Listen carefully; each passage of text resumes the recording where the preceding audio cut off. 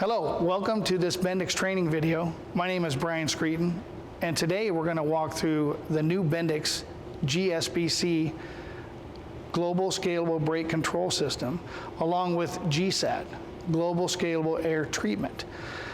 We are going to look at the new system and compare it to the legacy EC80 system. I'm going to take you through all the components that comprise the new system along with the legacy EC80 system. We're going to then move to the truck behind me, which is a new Volvo VNL, and we're going to point out all of these systems that are and where they're placed on this vehicle. Okay, now let's walk through the EC80 legacy brake system, and we're going to take into account its components. You're going to notice there's a lot of components here, around 21. And this system is pneumatically controlled. The control signal that applies the brakes to the wheel ends is a pneumatic air pressure. So we're going to start up front. We're going to start with the ATR6 on the steer axle, along with M40 modulators, the EC80 brake ECU, the pneumatic foot valve. We're also going to have an M40. This is also called the trailer PMV, that's going to be used to control delivery air to the trailer for braking. We have a tractor protection valve. We have a yaw rate sensor. These components comprise the HSA or hill start aid system. We're going to have a wheel speed sensor at each wheel end, sensed wheel. And we're also going to have a rear ATR6 valve, also with M40 modulators in the rear as well. So keep in mind this is a 12-volt system, and let's walk through how it's pneumatically controlled. So from the foot valve, when the foot valve is depressed, we're going to deliver a pneumatic signal up to the steer axle ATR6 valve, and this will then deliver supply air pressure to the wheel ends, and we'll have braking. At the same time, we're also going to deliver pneumatic air pressure through the trailer PMV, and then through the tractor protection valve to the trailer to the brake, for the brake control for the pneumatic apply of the trailer brakes. Then we're also going to send pneumatic control pressure back to the rear ATR6 valve, and then this will then in turn deliver supply air pressure out to the wheel ends for braking as well, all pneumatically controlled. So now we're going to talk about GSBC, the system, Global Scalable Brake Control, and GSAT, Global Scalable Air Treatment. We're going to walk through the components, which there are fewer components compared to the legacy system. Also, this is a 24-volt system, and instead of the control signal being pneumatic, it is now digital. The primary control is a digital signal from the main ECU. So let's walk through the components. So we have the single channel EPM on the steer axle. We're going to have modulators as well on the steer axle. These are M50s. We have the FBM. This is going to give the digital signal that the main ECU needs to provide braking, and also provide the pneumatic backup if needed in the case for safety reasons. We have the frame mounted ECU. This is the EBS 90. We have the ETPCM 90. This takes the place of the tractor protection valve, but also takes that digital signal from the frame-mounted ECU, and then this will deliver the pneumatic control and emergency air to the trailer.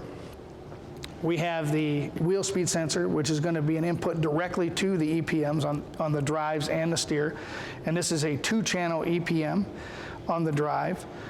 It will also take that digital signal and then deliver pneumatic air pressure to the wheel ends. Then we have the GSAT unit. We have the core module and the dryer. This is the advanced air treatment. This delivers advanced air treatment to the truck and also the park brake functionality as well. And now we're going to move to the Volvo VNL behind me, and we're going to do a walkthrough showing you all the components that are on the truck. All right, so we're on the driver's side of the new Volvo VNL, and we're going to talk about the 3 components that are on this side of the vehicle. We're going to talk about the FBM, the single channel EPM, and the M50 modulator mounted on the side of the frame rail. This component is the FBM, and the FBM takes the foot brake input when the driver hits the brake pedal, and the integrated stroke sensor will then take that and send a digital signal to the frame-mounted ECU. The frame-mounted ECU will then send a signal to the EPMs on the vehicle, and then the EPMs will deliver the pneumatic pressure to the wheel ends to initiate braking. It also has a feature where it's going to send a pneumatic signal as well, but only as a backup in case there was any kind of electrical failure. Under this cover is the single-channel steer axle EPM. The cover's in place to protect the EPM from heat that can be generated in this area. I'm going to go ahead and remove the cover. So this EPM takes the digital signal from the frame-mounted ECU, and based on that signal, it's going to deliver measured air pressure out to the wheel ends. And is a closed-loop system, which meaning that the air pressure being delivered is measured and that the feedback is given back to the main ECU. The wheel speed sensors are also wired directly to this EPM for the steer axle. So you don't need extra harness going all the way back to the frame-mounted ECU. This is the steer axle M50 modulator. It's frame-mounted on the steer axle on the outside of the frame rail. It is controlled by the single-channel EPM in this case on the steer axle, and it's going to allow the system to modulate the air pressure being delivered to the wheel ends based on inputs from the wheel speed sensor and the frame-mounted ECU. So now we're at the rear of the vehicle, and this is one of the two drive axle EPMs on this vehicle. This is for the rear drive. One difference between the drive axle EPMs and the steer axle EPMs are that the modulators are built into this EPM. They're not separate on the frame rail like on the steer axle. Also, the wheel speed sensors, once again, are wired directly to the EPM and do not go to the main ECU. So the EPM will take the digital signal from the frame-mounted ECU, and it will, based on that input, it will deliver pneumatic air pressure to the wheel ends to initiate braking. And this is a closed-loop system, which means, once again, it's going to be measuring that delivery pressure and feeding that information back to the ECU to monitor the brake system. This component is the ETPCM, the Electronic Trailer Pressure Control Module. This component is a solenoid-controlled relay valve. Supply pressure to the trailer passes through it.